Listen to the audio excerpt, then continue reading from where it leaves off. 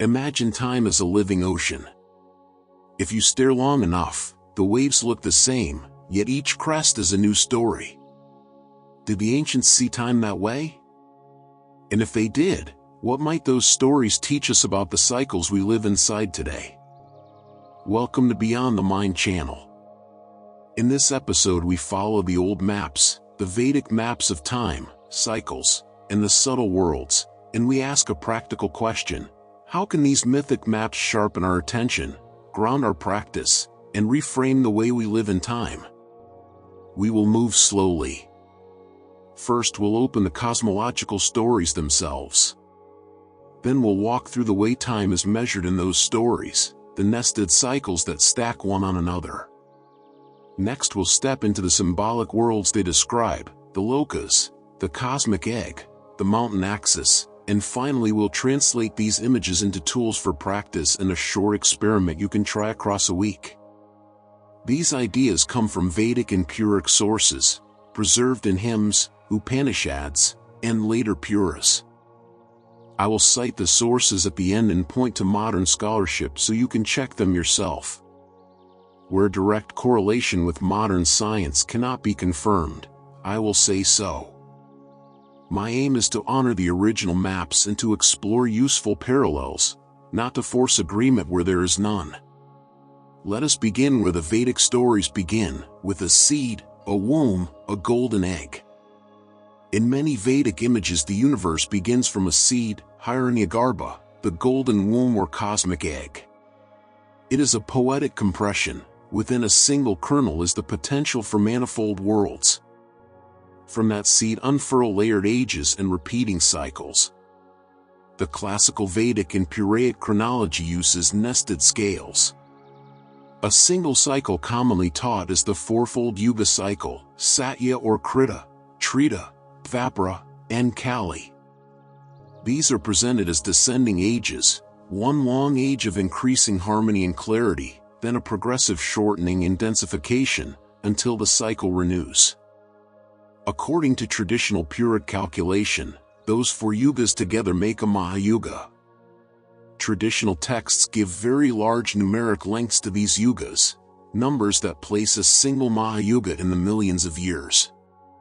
Later layers scale up, many mahāyugas form a manvantara, several manvantaras and intervening periods form a kalpa, often called the day of Brahma, a full lifetime of Brahma forms a cosmic year, and so on. These numbers create a cosmological clock of staggering scale. A careful note, these numeric values and their literal interpretation are textual features of the Puric tradition. Scholars treat them as part of a cosmological imagination rather than straightforward scientific claims. I cannot confirm that those numbers map directly onto geological or astrophysical measurements. What is helpful, however, is the conceptual frame, time conceived as nested cycles, where local human rhythms are mirrored in larger rhythms of the cosmos. If the Vedic calendar is not a clock in our modern sense, then what is it? One answer the texts offer implicitly: it is a memory device, a way to orient life within repeating patterns so action and ritual can align with larger flows.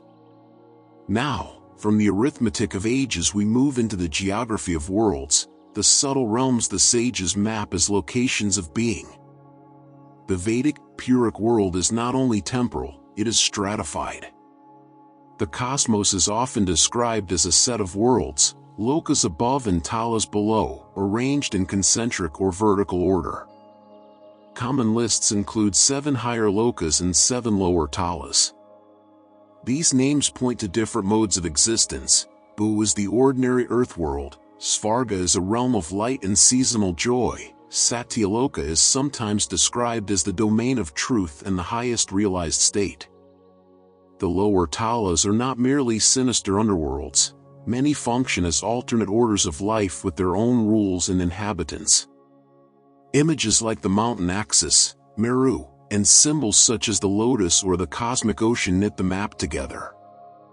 Meru acts as an axis mundi, a symbolic spine linking inner and outer worlds. The lotus is the emergent center, a flower opening from mud into light. The ocean is the vast medium from which the seed issues. Together these images orient movement, vertical ascent, inward unfolding, and cyclic immersion. Two interpretive routes are useful. First, cosmology as literal multiple realms inhabited by gods, sages, and beings, a mythology that organizes ritual, duty, and moral imagination. Second, cosmology as an inner map, a description of states of consciousness that practitioners move through in deep meditation. Both readings appear in the tradition and need not exclude each other. A cautious modern parallel, many contemporary contemplative teachers and some scholars read these strata as phenomenological maps, ways to describe altered states, subtler modes of perception, or layers of identity. Neuroscience cannot confirm the ontological existence of these realms, but it can describe how attention, affect, and self-representation change across deep meditative states. The language differs, but the two accounts can sit in productive conversation. Having sketched this subtle map, we will next step into the stories that give it color, the origin myths and symbolic devices that carry these teachings across generations. Some of the clearest teaching appears in story form. Listen to two images often repeated: the golden womb, Hiranyagarbha, and the churning of the ocean, Manvantaras. Both are not literal instruction manuals, they are mnemonic myths shaped to hold orientation. Hiranyagarbha, behold a seed containing the possibility of all forms. The seer who contemplates the seed is invited to hold multiplicity and unity at once, to see the many as arising from the one. The churning of the ocean, gods and demons pull on the cosmic mountain, churning the depths to release nectar, poison, and ultimately treasure. This story encodes a moral and psychological truth. Transformation relies on tension, the cooperation of opposites, endurance of heat and darkness, and careful discrimination to keep what is nourishing.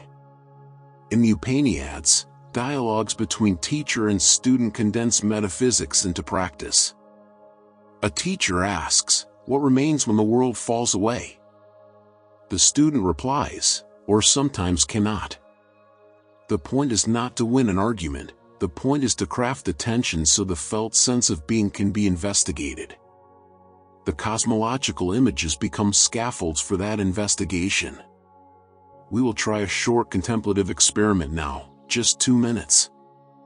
Close your eyes or soften your gaze. Imagine a seed at the center of your chest. With each inhale, allow that seed to expand into a small sphere of light. On the exhale, let it settle back. Notice what kinds of images or sensations arise: subtle body sensations, changes in mood, stray thoughts, or narrative images. This is not visualization as performance, it is inquiry. After 2 minutes, open your eyes and note one small change in attention. If this practice stirs strong emotion or old material, stop and return to normal breathing. If you have a trauma history or psychiatric vulnerabilities, consult a qualified teacher or clinician before proceeding with intensive inner work. How do you make cosmic cycles useful in daily life? Here is a modest, 7-day experiment that borrows the logic of Vedic cosmology without insisting on literalism. It is an invitation to see whether a cyclic orientation alters attention and felt time. 7-day microcycle experiment. Day 1, orient, morning reading, 5 minutes, of a short Upanishadic verse or an evocative line from a Pura. After reading, spend 1 minute journaling the single word or image that stayed with you. Source: Upanishadic Teacher-Student Practice, see translations by Patrick Olivelle. Day 2, measure, take a short baseline attention check. Sit quietly for 2 minutes, count or note how many times your mind drifts, then write that number down.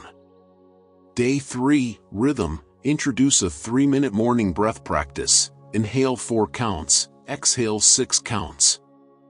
Note mood before and after on a simple 1 to 5 scale.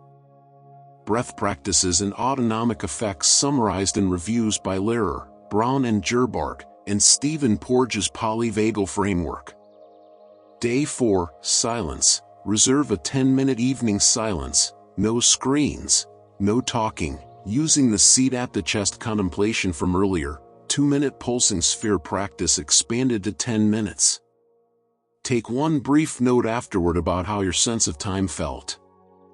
Day 5, Tiny Ritual. Create a short, repeatable ritual at a set hour, light a candle, set an intention, or write a single line of gratitude. Perform it in the same way in same place. Treat it like a behavioral cue. Rituals as attention scaffolds. See ritual studies and habit science parallels. Day 6, Remeasure. Repeat the Day 2 attention check and compare numbers.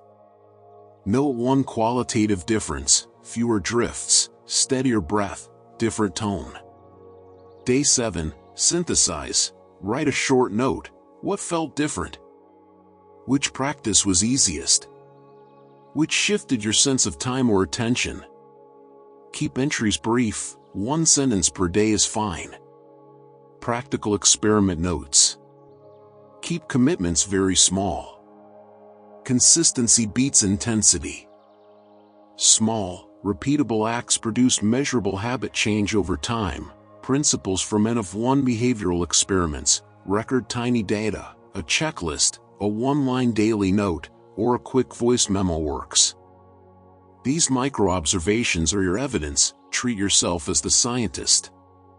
Ask one focused question for the week, e.g., did my average drift count drop? And use the week to test it. Safety and ethical cautions. If any practice, silence, breathwork, or contemplative imagery evokes intense emotion, stop and return to gentle natural breathing. If you have a history of trauma, significant psychiatric conditions, cardiovascular issues, or respiratory illness, consult a qualified teacher or healthcare provider before doing prolonged breathwork or intense inner practice. This experiment is informational and phenomenological, not medical advice. Synthesis, story and science together. Vedic Cosmology gives us 2 practical gifts, a lexicon for experience and a set of ritualized practices that orient daily life toward larger rhythms. Modern science offers complementary tools, ways to measure attention and physiological rhythm, chronobiology, autonomic metrics, and predictive processing models of perception. The texts invite you into scale and wonder. Science helps you test local effects on breath, attention, mood, and habit. Use both maps pragmatically, borrow symbolic images that help you orient, and use simple measurements to see whether those images change how you live. If this exploration resonated, please subscribe to Beyond the Mind for more episodes where ancient maps and modern science meet. Like this video if you found the 7-day experiment useful.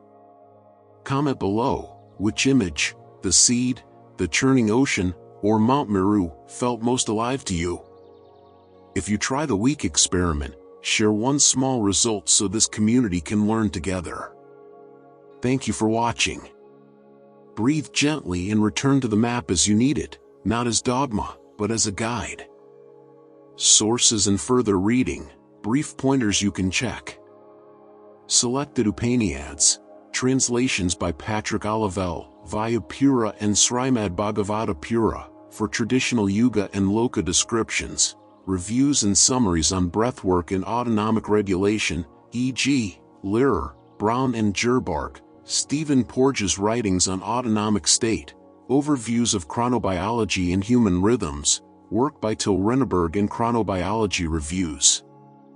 Contemporary contemplative neuroscience reviews on meditation and altered states, annual review and trends reviews, work on predictive processing by Carl Friston.